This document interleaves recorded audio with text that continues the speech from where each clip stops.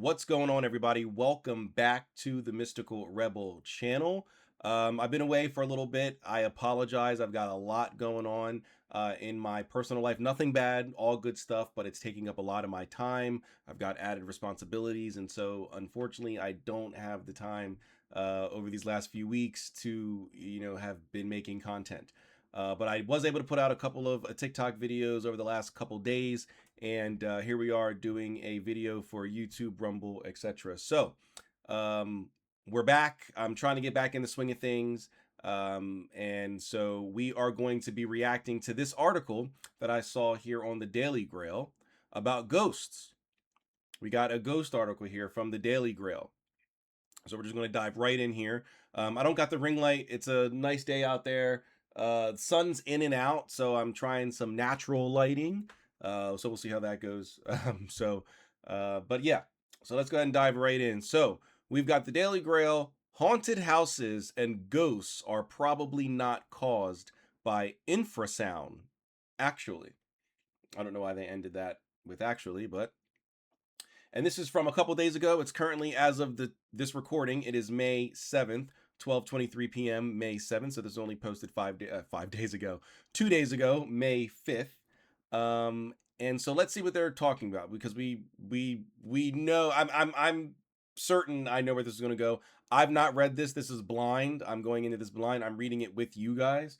So let's see what they got to say. And I'm not sure if you guys can read this. Should I zoom in a little bit here so you guys can see it on screen a little bit? How's that? That might be a little better. Okay. So, haunted houses and ghosts are probably not caused by infrasound, actually. Well, I knew that. You knew that. Any occultist out there, anyone studying the occult, practicing the occult, especially the necromantic arts, knows this. They're not caused by infrasound. Like, what? But let's see what they're talking about here. So, last week, news headlines from outlets across the globe announced that a mundane explanation has been found for haunted houses. Infrasound. Ooh. Sounds of a frequency beneath the typical threshold of conscious human hearing, which roughly spans 20 hertz to 20 kilohertz. I'm guessing KHZ. I'm not into frequencies and sounds and all that, so I don't know. But I'm guessing that's kilohertz. Okay. So I didn't see these headlines, but then again, I'm not really looking for paranormal, headlines. I'm not looking for paranormal news. I tried that, and I couldn't really find a website other than Daily Grail that can give me consistent, weird, paranormal, strange news on a daily basis. Most websites would only give it to you like they'll post something in May, but then they won't post anything again until like October, and it's like I can't react to months old, years old news. So this is the only website that I could find that gives you regular, consistent news. But unfortunately, it's all not paranormal or strange or weird. A lot of it is like sci-fi. A lot of it is like medical, but weird, and I'm not into any of that stuff. I try to keep what I talk about on my channel to the occult, the esoteric, the mystical, and they don't have enough of that news. That's why I can't do like a weekly news thing. I tried it, didn't really work. But I didn't see these news articles, but then again, I'm not looking for them. But uh I don't know why, like, what do they mean? I guess we got to go through this, but like how can banging on the wall be infrasound that's below the normal threshold? That doesn't make any sense. I get it if you're talking about like little creaks, the house is creaking, or you hear like maybe little whispers or something like that. I get that. But like most hauntings are like bangings and things falling and getting knocked down. People talk about they're getting pulled out of bed, they're getting touched, they're getting, hair pulled, they're getting pushed down the steps. How is that infrasound? But let's see what the article has to say. The titles of these articles were convincing. Study: Infrasound likely a key factor in alleged hauntings. That's from Ars Technica. Haunted by ghosts. New study provides a surprising explanation. Gizmodo. I'm not sure if we want to take Ars Technica and Gizmodo news or articles as valid for anything outside of like phone reviews. Like if I'm trying to buy a new phone, I'll go to Gizmodo. I'll listen to their phone review. I need a new laptop. Sure. If I'm looking for the comparison between a Samsung TV or a Vizio or a Sony or TV or whatever, sure, I'll go to Ars Technica. I'm not going to Ars Technica for spiritual, paranormal, whatever. That doesn't make any sense. That's like telling someone, or that's like me telling you to go to my platform, The Mystical Rebel, if you want to get, news about brain surgery or like medical stuff. That isn't like you come to me for a cult. You come to me for spiritual content. You don't come to me for like that doesn't make any sense. So, and then spooky feelings in old houses may be caused by boiler sounds. Study suggests. The Guardian. Hmm.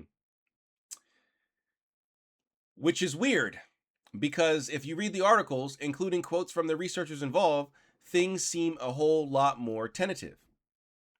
Quote, it's not that infrasound is causing hauntings. I want to be very clear on that. Rodney Schmaltz, that's a proper name, co-author of the study, told Ars Technica. We're definitely not saying we solved hauntings, but in some of these older buildings, there could be low rumbling pipes producing infrasound, and if somebody already has the expectation that something spooky might happen, the infrasound might drive that a bit. Yeah, so like this article is clearly for people who are not occultists, don't know anything about spirituality, don't know anything about the occult. Nobody in the occult would think that like we would already rule those things out. We're not talking about a spooky feeling. We're not talking about low rumblings. I'm talking about I'm in a house that has no one else in here and I hear the laughter of children like in the next room. Okay? That's kind of creepy. Okay? If I'm in if I just came from the kitchen and then I go to the laundry room or I go to wherever and I hear a crash in the kitchen and I run out and my silverware is all over the floor now, some paranormal activity bullshit, that's what people are talking about, not some little grumbling in the wall. That doesn't make any sense. And it's not just the titles hype. Wait, and it's not just that the titles hype the actual results of the research. Infrasound exposure is linked to adverse responding, negative appraisal, and elevated salivary cortisol in humans. Interesting. In Frontiers in Behavioral Neuroscience, the results themselves actually offered no evidence that infrasound caused fear or anxiety, the most common emotions we associate with the haunted house. Instead, the emotional response appeared to have been evoked were annoyance, frustration, and disinterest. Right. That's because nobody in their right mind who knows old houses have. Maybe if you're a kid, kids don't know, but adults, you should be aware that old houses have old pipes. You should be aware of that. That should not be a crazy statement. Old houses have old pipes. Those old pipes make noise. Foundations shift and houses creak. The wind's blowing, and you might not hear the wind blowing, but it might be blowing, and then something in the attic, old wood might creak, and then you think it's someone walking around. No adult. No, well, I won't say no adult. There's weird. I mean, there's weird people out there, right? We see it all the time in the videos that I react to, the X posts that I react to. We see it all the time. People are weird, so I'm not going to say nobody. Most rationally thinking people are not going to attribute those little creeping things to a haunting. That is not to say the results weren't interesting. It's a cool experiment with some fascinating conclusions, and the idea that hidden forces, infrasound, magnetism, electromagnetic radiation, etc., might be affecting our state of mind and perception, while we remain ignorant to many others, is one that I love to read about. As The Guardian summarizes it, 36 volunteers listened to calming instruments or the kind of unsettling music played at haunted house attractions. Half the time, without the participants knowing, the researchers also played infrasound through hidden subwoofers. The researchers describe how volunteers could not tell when the infrasound was on, but when it was, tests suggested they felt more irritated and annoyed, rated the music as sadder and had higher levels of cortisol in their saliva. Whether they were listening to calming instrumental music or something more unsettling, the infrasound shifted their mood and their stress response in a negative direction, Schmaltz said. In plain terms, you cannot hear infrasound, but your body and mood appear to respond to it anyway, and the response tends to be unpleasant. So yes, there does seem to be an interesting unconscious response to infrasound. But not only does infrasound not seem to inspire feelings of fear or dread, as many people feel in a haunted house, but this study certainly didn't find the slightest bit of evidence for the other aspects commonly reported by experiencers, such as temperature drops, apparitions, poltergeist activity, sulfurous smells, and sounds and voices. Exactly. Thank you. This is another reason I like Daily Grail. They're on. I mean, I'm not going to say that they're occultists. They're most likely not. When I looked into Daily Grail, it seems to be just a guy, and maybe one other guy interested in like paranormal stuff. I don't think they have any practice or anything along those lines. I could be wrong. They may be practitioners themselves, but I don't think that they are. They just have an interest in this supernatural, paranormal, high strangeness, all that other stuff. So, but yes, exactly as I said.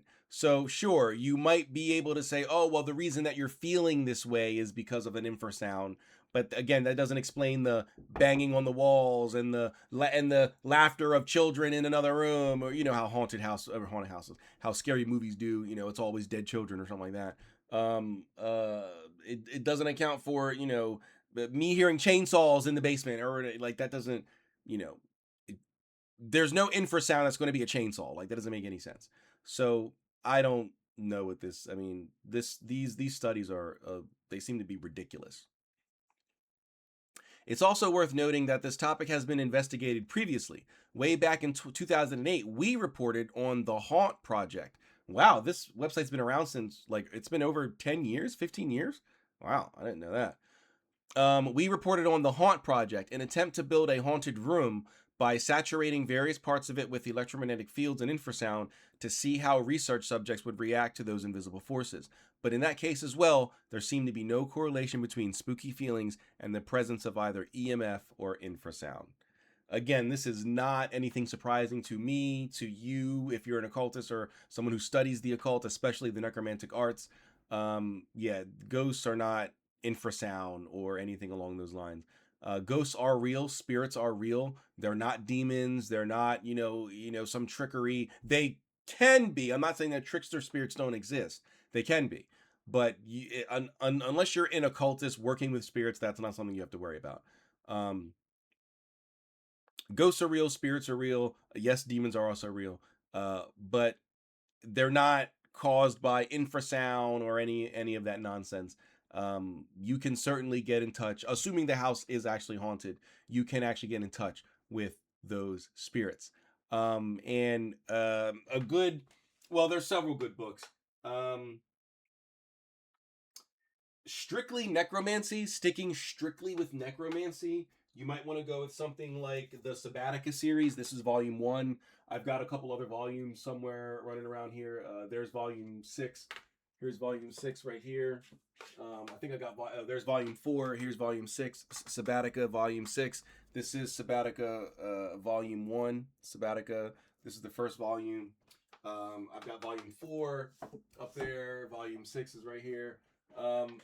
These are strictly for. I'll put that back later. That's strictly for necromancy. If you want to dive directly into necromancy, if that's a little scary for you, you're not too sure about that. There is a book. Here we go, right here. The Witch's Guide to the Paranormal by J. Allen Cross. The Witch's Guide to the Paranormal by J. Allen Cross. Right here. The Witch's Guide to the Paranormal: How to Investigate, Communicate, and Clear Spirits. This book is fantastic, especially if you don't want to approach it from like strictly the occult, because that's what necromancy is strictly the occult. This mixes occultism with paranormal to make it more accessible to people who may be into ghost hunting. Because I do understand if you're into ghost hunting, jumping directly into necromancy and going into the graveyards and learning how to enter a cemetery ritualistically, how to purchase graveyard dirt ritualistically, right? That might be a giant leap. I certainly get that. This book is a better book to dive into. And the one thing I like about this book is right in the introduction, right here in the introduction, in this paragraph right here. I'll hold it up so that way you can read it for yourself. You can pause it and read with me. Well, you can't read with me if you pause it, but you can at least see that I'm not lying. If you pause it and read a little bit of it. Right here in the introduction, This is a big reason why I love this book. It says, when I first joined the world of paranormal investigation, I believed that the lessons held in this book were known ubiquitously throughout the community. Meaning, he figured everyone, if you're claiming to be a ghost hunter, you're claiming to be, a paranormal researcher, paranormal investigator, it would one would assume that you actually know what you're talking about. You know about spirits, you know about ghosts, you know how to contact them, you know how to work with them, right? That's what he thought. I thought it must be mandatory for every paranormal investigator to have had a thorough education in all things spiritual that may assist both them and the spirits they study. I was very wrong, and very is italicized for emphasis. I was very wrong. I began to realize this when folks started contacting me from out of state, asking for my assistance. My initial response would be to look up their local paranormal investigation team online and try to get in contact with him. A startling majority of the time, the response, if any, was, "We can't do anything to help, but we'd love to come and take pictures." And that's just not helpful. The paranormal community needs witches. That's italicized for emphasis. The full sentence. The paranormal community needs witches, and I'm going to teach you how to do what I do. I agree with that, because people in the paranormal, as we see right here, don't know anything about ghosts. Don't know anything about spirits, don't know anything about how to get in touch with these beings, how to work with these beings. They don't know anything. They don't know anything. Books like this, books like the Sabbatica series, even though that's occult, books like the Conjure Codex series, I've got all 5 of those, all help with getting in touch with spirits. And the paranormal community needs to do this, right? And I don't believe, you can't get me to believe that people in the paranormal don't know about the occult. I don't believe that, right? I remember a couple years ago, I went looking for this. I went looking for old Ghost Hunter, the show, um, old videos or old episodes of the show where they went to either New Orleans or Salem. I wanted to know if they've either been to any of those cities. They've been to both, right? And there's no way that you can go to New Orleans or Salem for spiritual purposes, for paranormal, that's spiritual purposes. It's one thing if you're going there for like a conference or, meaning like a business conference or whatever, maybe you're not involved in any sort of, so you don't hear about it. But if you're going there for spiritual stuff, there's no way that you did not come across people who were either themselves involved or knew of witches, vampires, like especially in New Orleans. Salem is more for just witches, but New Orleans has that eclectic mix of different things when it comes to the occult. And there's no way that you went to Salem, Massachusetts and didn't hear about the witch trials, didn't hear about all the witch shops, the witch museums, the witches in Salem, Christian Day, Laurie Cabot, etc. Um, um, um, and then there's the other Lori, Lori. I forget her name at the moment, but she's an older Italian woman. Lori, I forget her name. There's Laurie, Laurie, I believe is how you spell it, Cabot. And then there's Lori Bruno. I think Lori's or Lor. I think it's Lori Bruno. But if not, the other witch whose last name is Bruno. There's no way that you went to Salem and didn't hear it. For spiritual things. It's different if you're just going to Salem for a business conference. You're in corporate marketing and your company just happens to have the conference in Salem this year or whatever. And so you're there for the conference. Okay, maybe then you miss all. But if you're there for spiritual stuff, no way you got around without hearing about witchcraft. No way.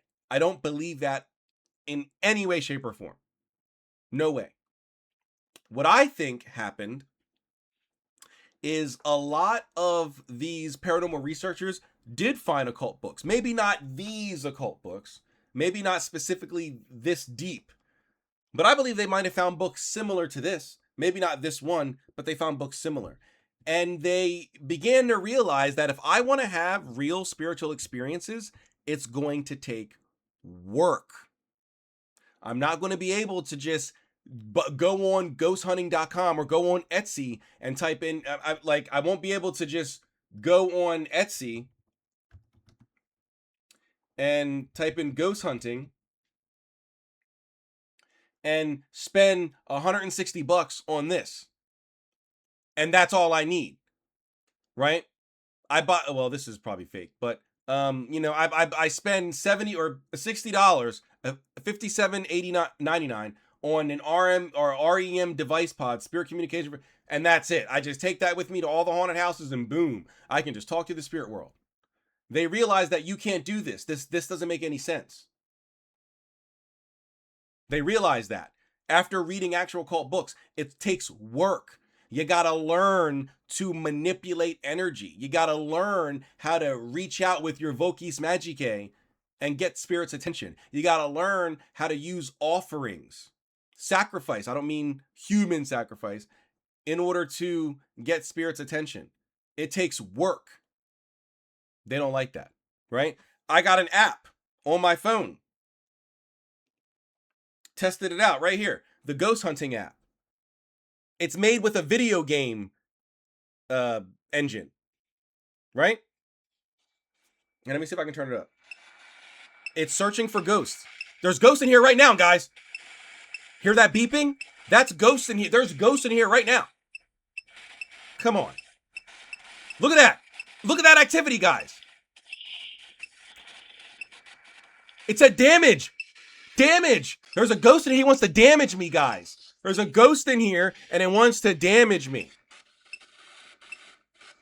Oh, great. An ad. An ad. Wonderful. Anything else? Anything else you ghosts want to say? We're here. We're listening. What else you got? Come on. Should I taunt them? Fuck you, ghosts. You ain't real. You can't do shit. Nothing. Oh, wait. There it is. More beeps. Come on. Say something. I'm gonna need you to say something, baby. Fatal! No! Ah! Come on. You don't think that this app is pre-programmed to say those things, to present those words, to make people think something bad's going to happen, to keep you using the app? Maybe it makes you buy the premium package or whatever. Come on. This stuff, this is not how you get in touch with ghosts. This is not going to work. This stuff might be able to be used as supplements, right? During your necromantic ritual, where you're doing, you're trying to contact a spirit, right? So why are you using these technological, physical implements to contact something spiritual? You should be doing spiritual things. You should be doing rituals, magic, something spiritual to engage with spirits. That makes sense. They're spirits. They're non-physical. Why are you trying to contact them using physical technological means? That doesn't make any sense. Makes no sense. This is not how you contact spirits. Necromancy. Well, at least spirits of the dead. There's other methods to contact other types of spirits. But for spirits of the dead, necromancy is how you contact spirits of the dead. Not ghost hunting. This stuff can be good supplements. In your occult necromantic ritual, you can use these things. No one really would. There's no, no real occultist, because there's no real purpose, right? So, but I guess if you have a skeptic around, this could help. But other than that, it doesn't. Come on. This is what happens when you don't seek the mysteries. You come up with all this nonsense. Ghost tech? Come on. Come on, bro. This is a yes, no. What is this? Infrared activated paranormal investigation. Sorry, my face is in the way. Right here. I'm reading this. I'm reading this part right here. Infrared motion activated paranormal investigation, yes, no device. It lights up green for yes and red for no. Dual switches to activate only one side. It can also be used as a motion activated ghost detector. Operates on a 9-volt battery, custom made to order. Come on. This is just a flip of a coin. This is not real. This is, I mean, it's real as in it exists, but it's not really contacting ghosts. The paranormal community makes it seem like ghosts are just floating around you all the time, just waiting. They don't got nothing else to do in the afterlife. They're just waiting for you to buy a ghost tech so you can contact them. Like, stop. That makes no sense. Your dead loved one is not just hanging around a random psychic waiting for you to call in or to find them on the boardwalk or to walk into their shop and ask, "Hey, is my grandma here? Hey, is my what?" That's, come on, guys. We got to use our brains. We got to use our brains.